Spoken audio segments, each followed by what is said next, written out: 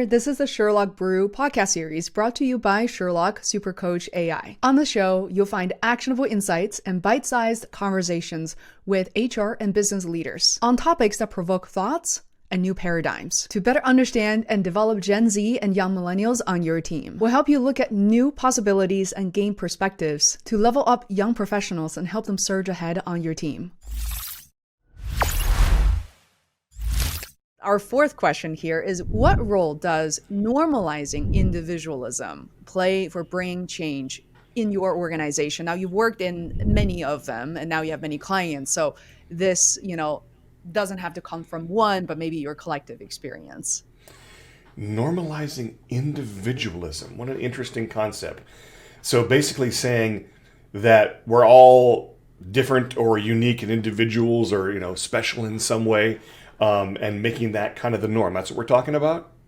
Yeah, I think this needs some kind of interpretation and our own understanding. The way I'm reading it, because I also haven't really heard of this term as much. I think about maybe the question is related to, especially in the US where we are, individualism is, has been highly emphasized from movies, movie stars to the way that we educate our children.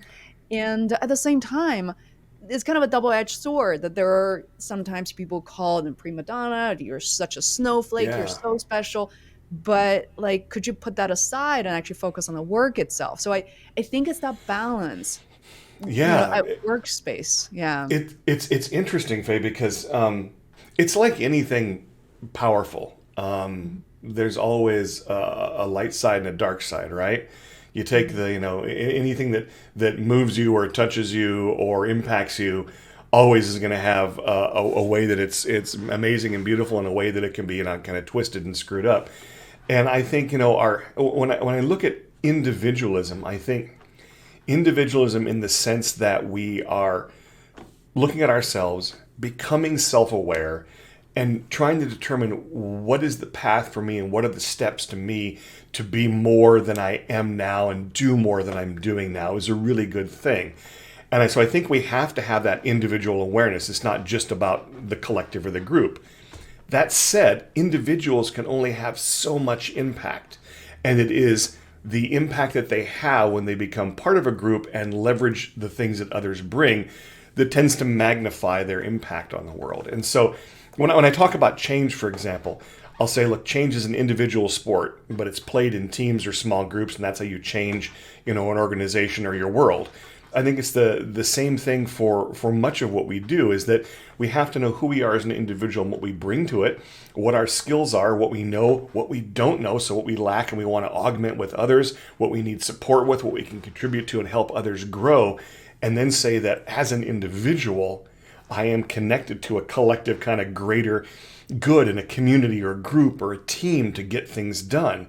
And so there is that balance. And so I think if we just, if we try and say individualism as a thing, good or bad, that's a false question. But when does individualism serve you?